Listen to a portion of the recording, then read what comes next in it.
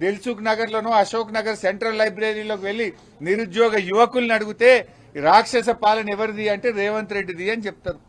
ఇవాళ ఎవరిని కదిలిచ్చినా ఈ రాష్ట్రంలో అందరినీ బాధల్లో పెట్టినావు.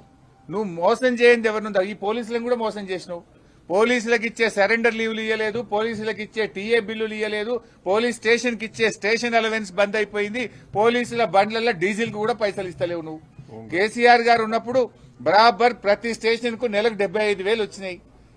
3 నెలలకు సరెండర్ లీవ్ వచ్చింది, నెల టీఏ బిల్లులు వచ్చినాయి. నువ్వు పోలీసులు కూడా మోసం చేసినావు.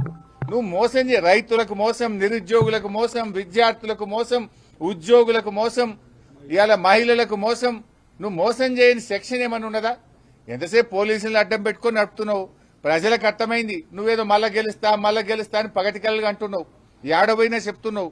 నువ్వు గెలుసుడు కాదు కదా, ప్రతిపక్ష హోదా కూడా రాదు.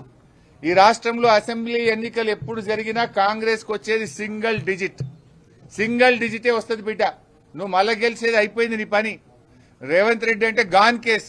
మేము ఇలా వస్తుంటే రోడ్ల మీద బస్సుల్లో నుంచి ఆటో డ్రైవర్లు, మోటార్ సైకిల్ మీద వేయటోళ్ళు అన్న మళ్ళా కేసీఆర్ రావాలని ప్రజలే స్వచ్ఛందంగా చెప్తున్నటువంటి పరిస్థితి ఉంది.